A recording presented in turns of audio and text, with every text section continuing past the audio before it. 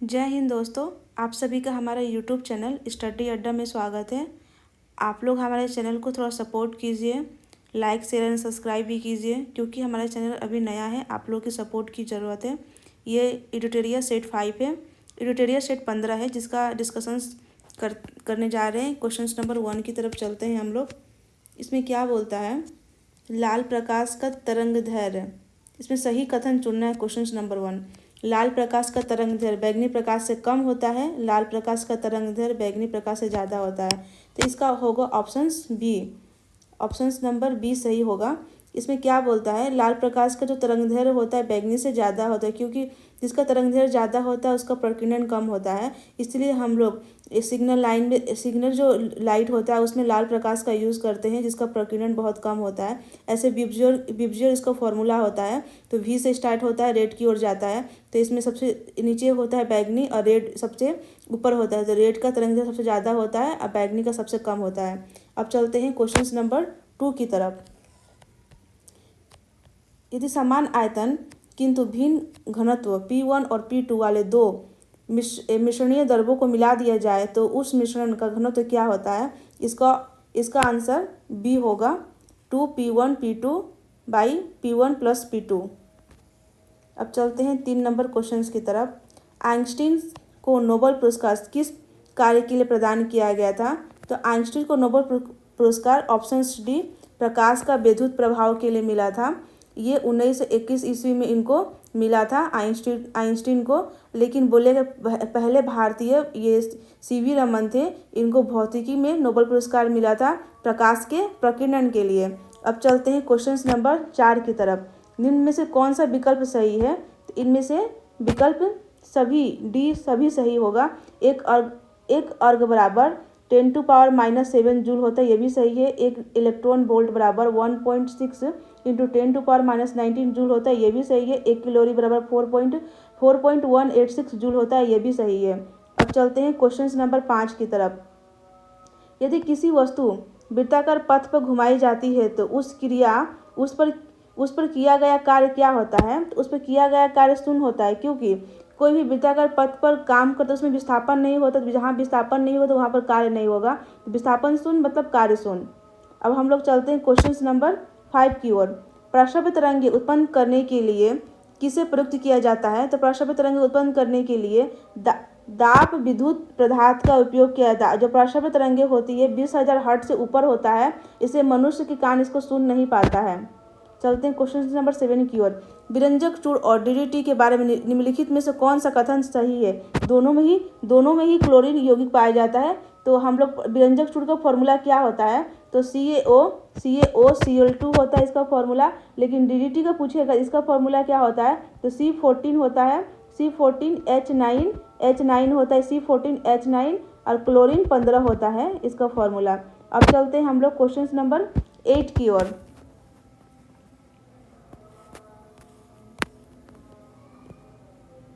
8 में क्या है, निम्नलिखित में से कौन सा पदार्थ बहुत कठोर और बहुत तन्य है।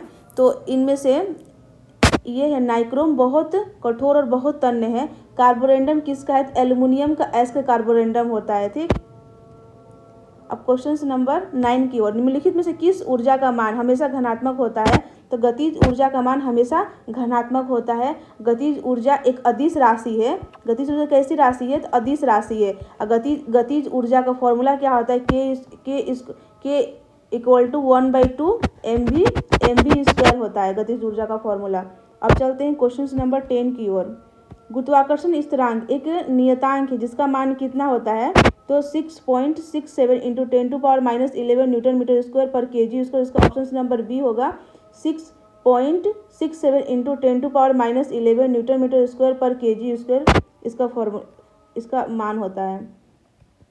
निम्नलिखित में से किस गैस की प्रतिशत मात्रा आयतन में वायुमंडल से सबसे कम होता है। तो कार्बन डाइऑक्साइड, जो कार्बन डाइऑक्साइड CO2 का होता है सबसे कम होता है। सबसे ज़्यादा नाइट्रोजन का होता है 78% होता है। और उसके बाद ऑक्सीजन का होता है 21%, इसको याद कर लेंगे। और ऑर्गन का होगा 0.93% होता है। और कार्बन डाइऑक्साइड का होता है 0.03% होता है कार्बन डाइऑक्साइड का। अब अब चलते हैं हम लोग क्वेश्चन नंबर 12 की तरफ।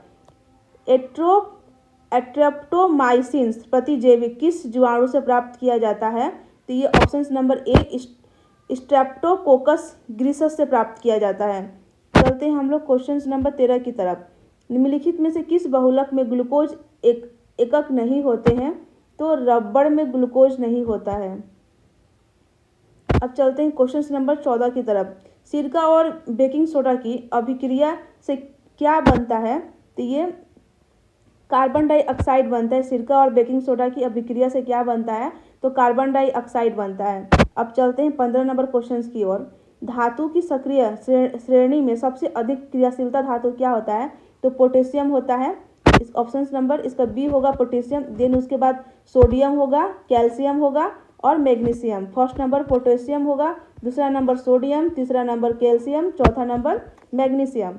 अब चलते हैं क्वेश्चन नंबर 16 की तरफ। मच्छरों को दूर करने के लिए सक्रिय रसायन क्या है?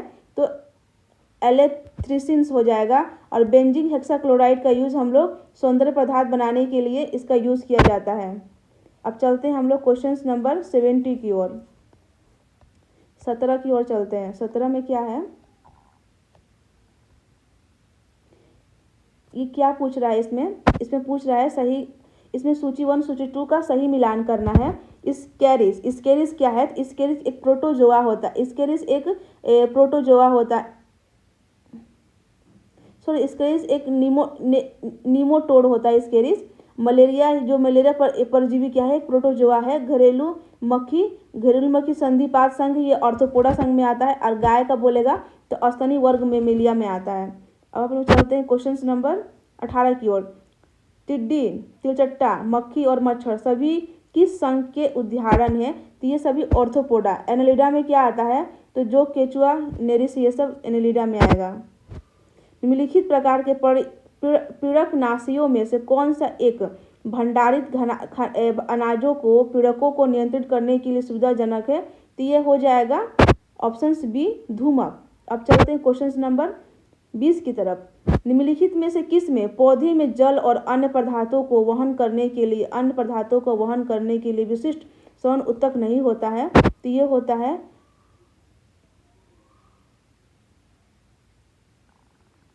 मर्केंसिया होगा इसका आंसर। और मर्सिलिया और फर्न ये सब टेरिडोफाइटा के अंतर्गत आते हैं। साइकस में संवहन ऊतक होता है, चलन और फ्लोएम होता है। मर्केसिया ये होता है ब्रायोफाइटा होता है। इसमें कोई भी संवहन ऊतक नहीं पाया जाता। मद्रास प्रेसिडेंसी स्वदेशी आंदोलन का नेतृत्व किसने किया था? तो इसका चिदम्बरम पिल्ले किए थे। और हैदर रजा खां ये दिल्ली से किए थे। अब चलते हैं क्वेश्चन नंबर 22 की ओर। किस गवर्नर जनरल ने अफगानिस्तान के प्रति फॉरवर्ड नीति का अनुसरण किया था? तो लॉर्ड लिटन ने किया था। अफगानिस्तान के प्रति फॉरवर्ड नीति का अनुसरण किया था। लॉर्ड लिटन ने वर्नाकुलर प्रेस एक्ट भी लागू किए थे 1878 ईस्वी में। और सोम प्रकाश के विरोध में लाया गया था वर्नाकुलर प्रेस एक्ट। किताब उल यामिनी किनकी रचना है? तो किताब उल यामिनी उत्बी की रचना है। फिरदौसी शाहनामा अलबरूनी किताबुल हिंद की रचना है। भूराजस्व की महलवाड़ी प्रणाली किन क्षेत्रों में लागू होता है? तो ये सभी क्षेत्रों में लागू होता है। इनमें सभी आगरा भी होता है, पंजाब भी, मध्य प्रांत में होता है। ये कितना परसेंट था? ये 30% भूभाग पर लागू था। लेकिन कर्नवालिस का जो अस्थायी बंदोबस्त था वो 19% पर था। एक रैयतबाड़ी था वो 51% पर लागू था।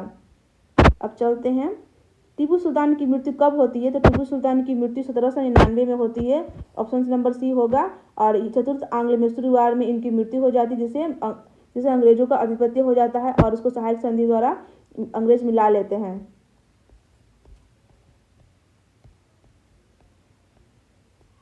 अब चलते हैं क्वेश्चन नंबर 26 की ओर।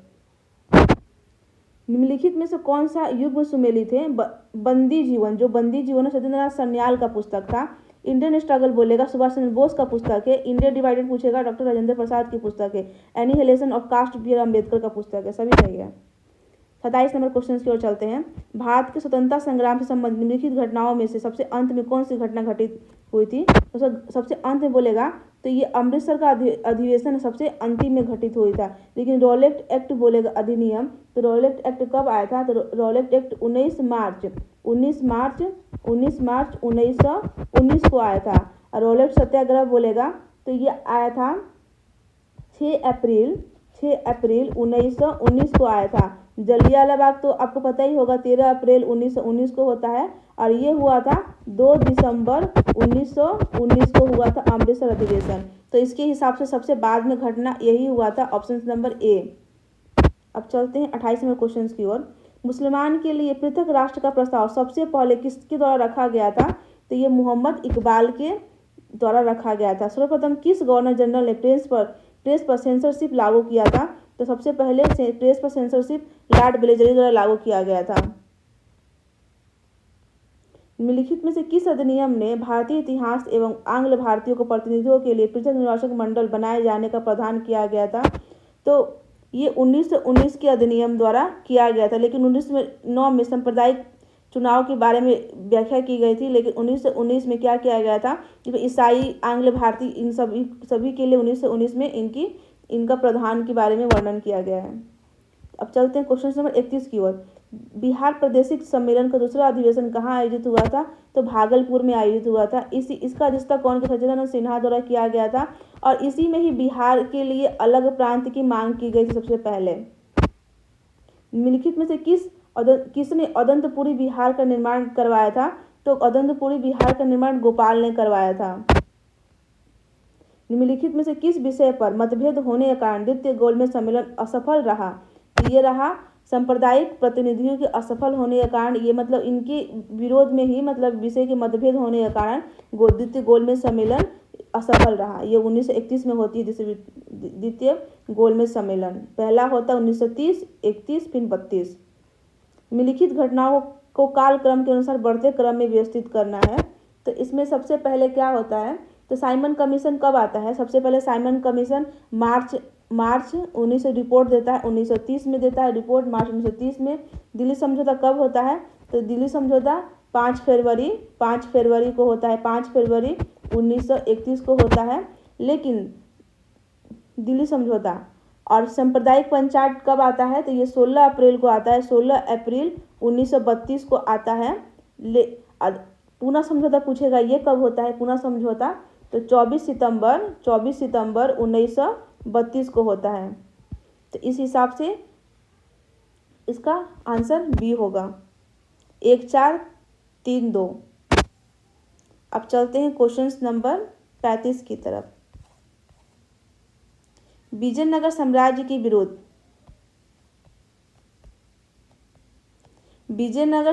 के विरुद्ध तालिकोटा युद्ध में बहमनियों के संघ में कौन सम्मिलित नहीं है? तो बरार सम्मिलित नहीं है। गोलकुंडा, अहमदाबाद, बीदर, ये सभी लोग सम्मिलित थे, लेकिन बरार इसमें सम्मिलित नहीं होगा। ऑप्शन नंबर ए होगा। विजयनगर साम्राज्य पूछेगा, इसका मतलब इसका हरिहर और बुक्का द्वारा इसका स्थापना किया गया था, दोनों भाई थे। तालिकोटा का युद्ध पूछेगा, ये कब होता है 1565 में होता है, और इसमें इनकी हार हो जाती है और विजयनगर साम्राज्य का अंत हो जाता है। इक्ता व्यवस्था को शुरू करने का श्रेय किस सुल्तान को जाता है? तो इल्तुतमिश। तुर्कान चहलगानी भी व्यवस्था इल्तुतमिश द्वारा स्टार्ट किया गया था, जिसको बलवन ने इसको समाप्त कर दिया था। निम्नलिखित शासकों में से किसका उल्लेख अशोक के अभिलेखों में मिलता है? तो इनमें से सभी का उल्लेख अशोक के अभिलेखों में मिलता है। चोर, चेल, पांडे, इनमें से सभी का उल्लेख मिलेगा, सभी इसका आंसर डी हो जाएगा। अब चलते हैं क्वेश्चन नंबर 38 की तरफ। हिजरी संवत आरंभ हुआ, कब हुआ हिजरी संवत? तो पैगंबर साहब के मक्का से मदीना प्रस्थान करने के समय 622 BC में स्टार्ट हुआ था।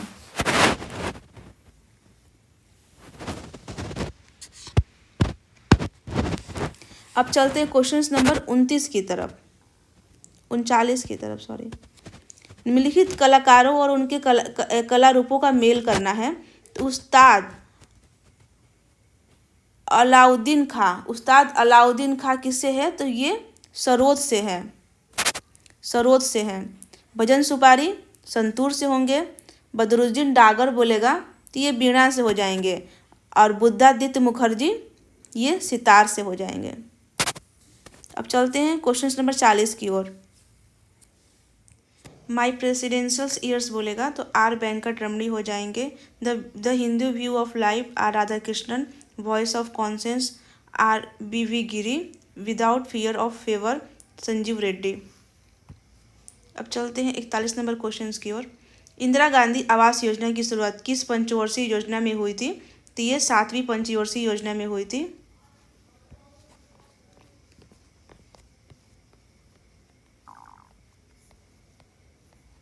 अब चलते हैं क्वेश्चन नंबर 42 की तरफ। निम्नलिखित में से किस वित्तीय वर्ष में पहली बार बिहार का आर्थिक सर्वेक्षण प्रकाशित किया गया? 2006 से 2007 के बीच में किया गया था। क्वेश्चन नंबर 43 की तरफ। भारतीय जनजाति सहकारी विपणन विकास परिसंघ, इसको ट्राइफेड बुक का गठन कब किया गया था?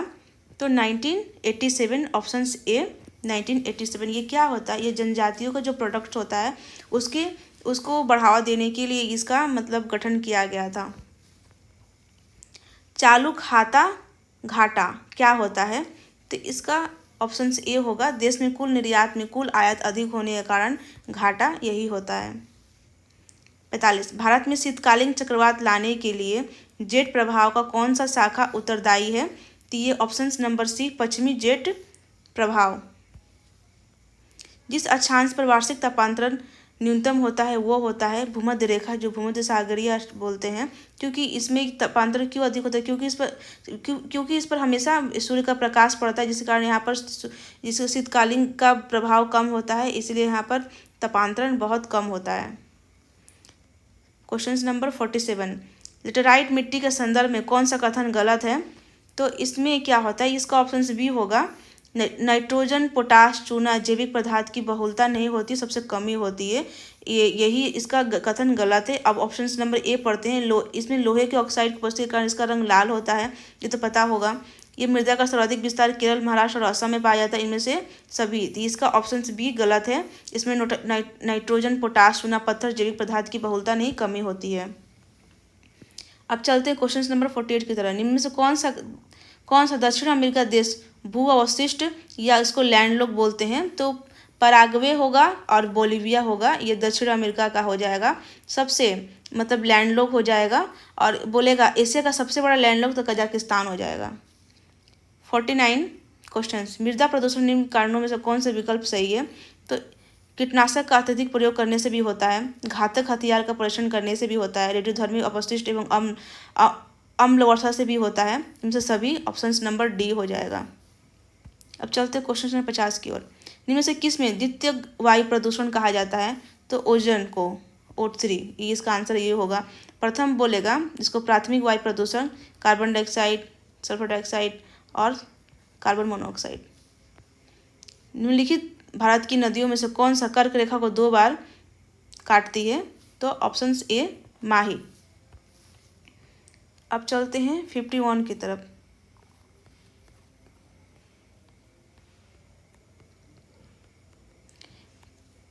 कुमायूं हिमालय निम्नलिखित में से किस नदियों के बीच स्थित है? तो कुमायूं हिमालय सतलज और काली के बीच स्थित है कुमायूं हिमालय। सिंधु और सतलज के बीच स्थित हो जाएगा पंजाब हिमालय। काली और तीस्ता के बीच हो जाएगा नेपाल हिमालय। तीस्ता और दिहांग असम हिमालय। भारत के निम्नलिखित भागों में द्रविड़ प्रजाति मुख्यतः कहाँ संकेंद्रित है? तो ये दक्षिण भारत, ऑप्शन ए दक्षिण भारत में स्थित है। चलते हैं 54 की तरफ। सूची 1 को सूची 2 से सम्मिलित कीजिए और सूचियों के नीचे दिए गए कूट का प्रयोग करते हुए सही उत्तर चुनना है। कावेरी बोलेगा कावेरी पर मेट्टूर है बांध, कृष्णा नदी पर अलमाटी बांध है, नर्मदा पर है सरदार सरोवर, चंबल पर है गांधी सागर बांध। चलते हैं हम लोग 55 की ओर। क्वेश्चन नंबर 55, इसमें क्या बोलता है? इसमें सही सम्मिलित कौन सा नहीं है? तो गाय बोलेगा तो ये देवनी, ये सही हो जाएगा। बकरी बोलेगा तो ये बरबरी, ये भी सही है। भैंस बोलेगा भदौरी, ये भी सही है। लेकिन भेड़ बोलेगा गिर, ये सही नहीं। गिर गाय का हो जाता है, गिर गाय का होता है। अब चलते हैं हम लोग 56 और की ओर। 56 में क्या है क्वेश्चंस।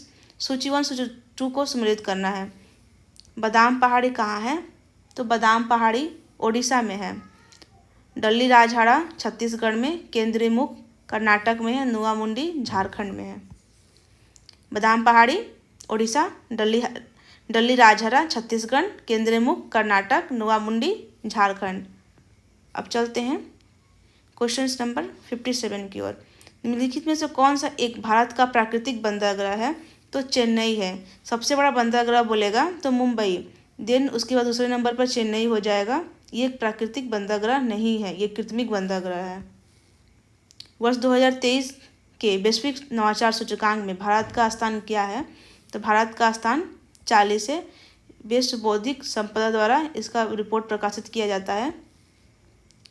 भारतीय वायुसेना और ड्रोन फेडरेशन ऑफ इंडिया द्वारा भारत ड्रोन शक्ति 2023 की सब मेजबानी कब और कहाँ की गई थी? तो इसका ऑप्शन भी गाजियाबाद, यूपी में। अब चलते हैं क्वेश्चन नंबर 60 की ओर। बंगस वैली महोत्सव 2023 किस राज्य या केंद्र शासित प्रदेश में मनाया जाता है? तो ये जम्मू कश्मीर में मनाया जाता है। लद्दाख में हेमिस, सिक्किम में भूमचू, उड़ीसा में रज। अब चलते हैं 60 नंबर क्वेश्चन की ओर, 61 नंबर क्वेश्चन की ओर। चंद्रयान 3 रोवर पर लगे लेजर प्रेरित ब्रेकडाउन स्पेक्ट्रोस्कोपी LIBS उपकरण का उद्देश्य क्या है? इसका उद्देश्य है तीव्र लेजर पल्स का उपयोग कर चंद्र मिट्टी की संरचना का विश्लेषण करना। ऑप्शन सी इसका सही आंसर होगा। वर्ष 2023 के चिकित्सा के क्षेत्र में नोबेल पुरस्कार किसे प्रदान किया गया था? तो कैटलिन कोरिको को चिकित्सा में, नरगसी मोहब्बत को शांति में ईरान की थी, जॉन फॉस्टर को साहित्य में मिला था।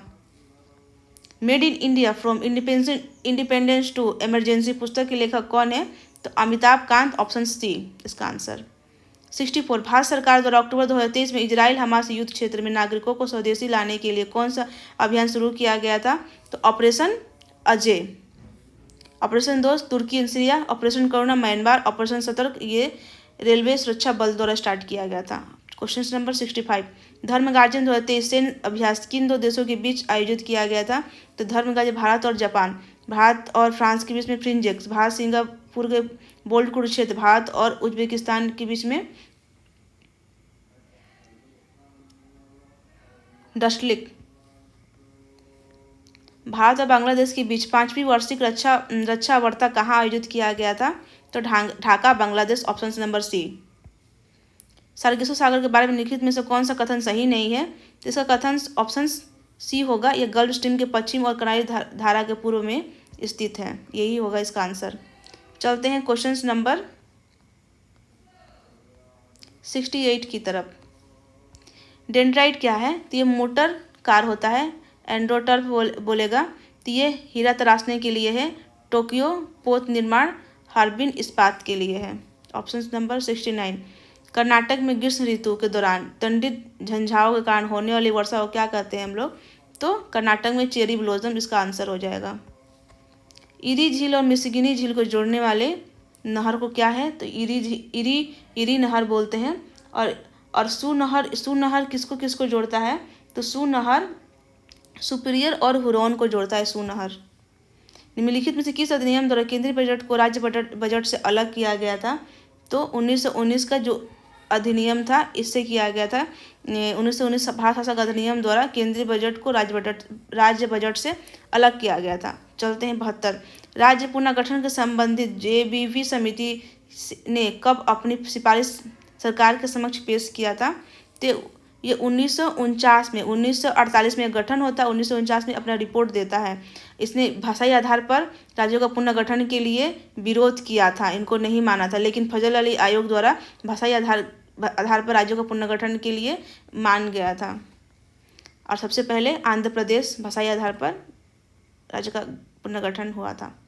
भारत में शिक्षा के क्षेत्र में वास्तविक प्रयास ईस्ट इंडिया कंपनी द्वारा किस अधिनियम के तहत शुरू किया गया था? तो शिक्षा के क्षेत्र में 1813 का जो चार्टर अधिनियम था इसके तहत शुरू किया गया था। पहली बार परिसीमन आयोग का गठन कब किया गया था? तो पहली बार परिसीमन 1951 में किया गया था। चलते हैं 75 नंबर। राज्य के नीति निर्देशक सिद्धांत के निम्नलिखित अनुच्छेदों में से कौन सा अंतर्राष्ट्रीय शांति और सुरक्षा के संदर्भ में है? तो ये अनुच्छेद 51 हो जाएगा।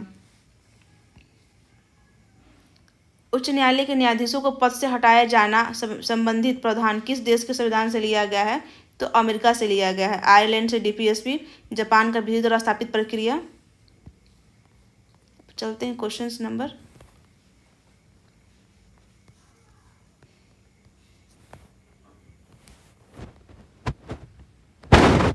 77।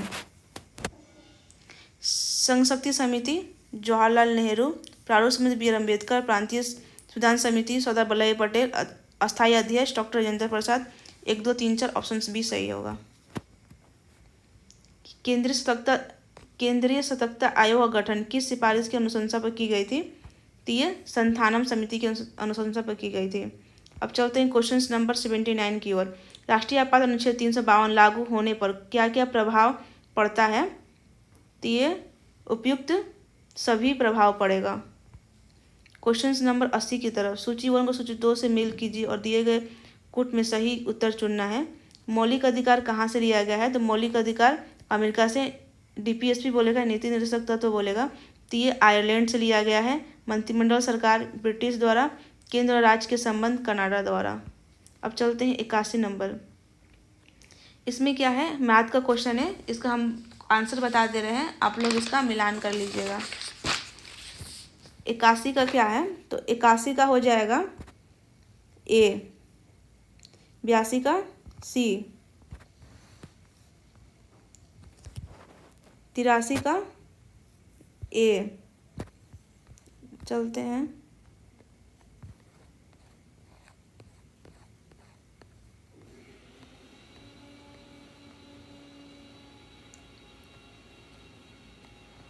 84 का सी, 85 का डी, 86 का सी, 87 का सी, 88 का ए, 89 का सी, 90 का बी, 91 का ए,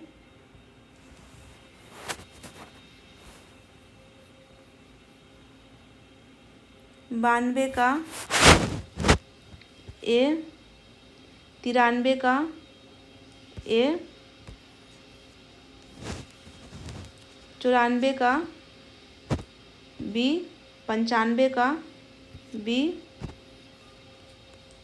96 का 96 का सी, 97 का ए, 98 का